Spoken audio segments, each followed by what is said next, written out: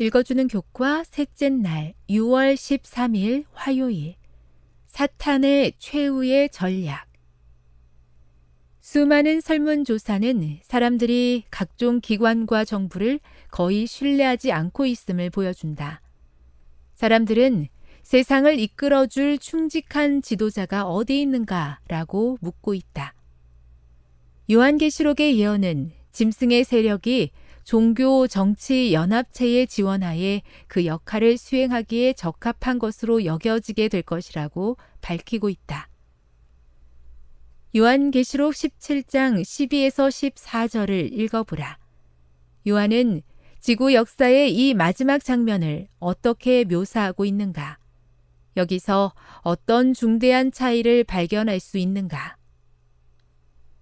이 구절에서 요한은 세 가지 중요한 점을 지적한다. 첫째, 정치 세력들은 한 뜻을 가지고 자기의 능력과 권세를 짐승에게 준다. 둘째, 이 오류의 집합체는 어린 양이신 예수님과 전쟁을 벌인다. 셋째, 지구의 마지막 전쟁에서 그리스도와 그분을 따르는 사람들이 승리한다. 짐승은 패배하고 예수께서 승리하신다. 그대는 마귀가 국가들을 연합하게 하기 위해 어떤 전략을 사용할지 궁금해한 적이 있는가? 역사는 자주 반복된다. 우리는 로마 제국의 붕괴에서 귀중한 교훈을 발견한다. 게르만족의 침략이 서유럽을 황폐화했을 때 로마 황제 콘스탄티누스는 종교에서 방법을 찾아냈다. 국가의 권력과 결합된 교회의 권위야말로 콘스탄티누스가 필요로 했던 것이었다. 그가 4세기에 일요일의 신성성을 지속적으로 강화했던 것은 위기의 시기에 제국을 통합하기 위해 계산된 정치적, 종교적 움직임이었다. 콘스탄틴은 자신의 제국이 연합되기를 원했고 로마 교회는 제국이 개종하기를 원했다. 저명한 역사가 아서 와이걸은 다음과 같이 분명히 말한다. 교회는 일요일을 신성한 날로 만들었다. 주요 원인은 그날이 일주일 중에서 태양의 축제일이기 때문이었다. 왜냐하면 전통적으로 사람들에게 사랑받는 이교 축제를 인수하여 거기에 기독교적 중요성을 부여하는 것이 확고한 기독교의 정책이었기 때문이다.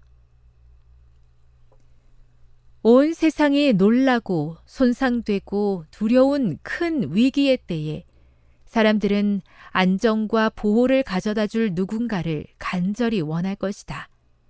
이것이 과거의 폭정이 일어난 방식이며 그것이 다시 일어나지 않을 거라고 생각할 이유가 없다.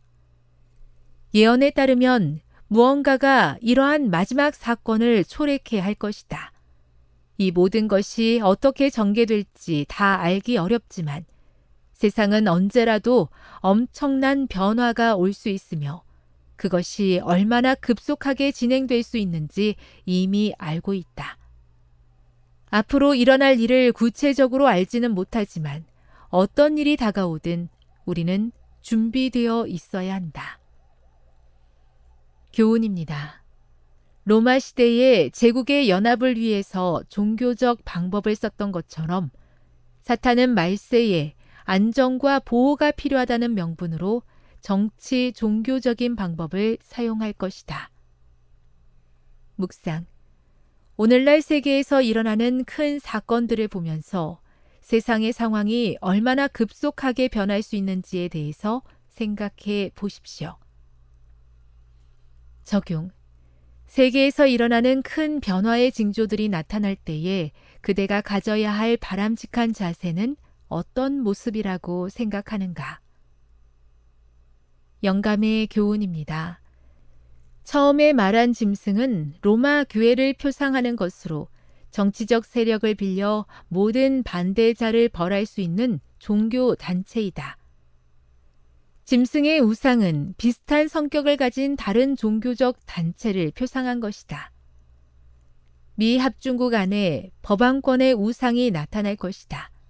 미국에 있는 교회들이 공통적으로 가지고 있는 신조로 연합하여 국가에 압력을 가하여 교회가 저들의 조직을 유지하게 하는 법령을 발표하게 하는 때에는 개신교 미국은 로마 교회의 교권의 우상을 만들게 될 것이다.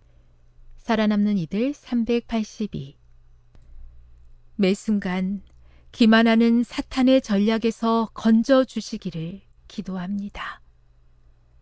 저는 연약하여 넘어지기 쉬우니 가는 길을 인도하여 주시며 주의 말씀으로 붙잡아 주옵소서.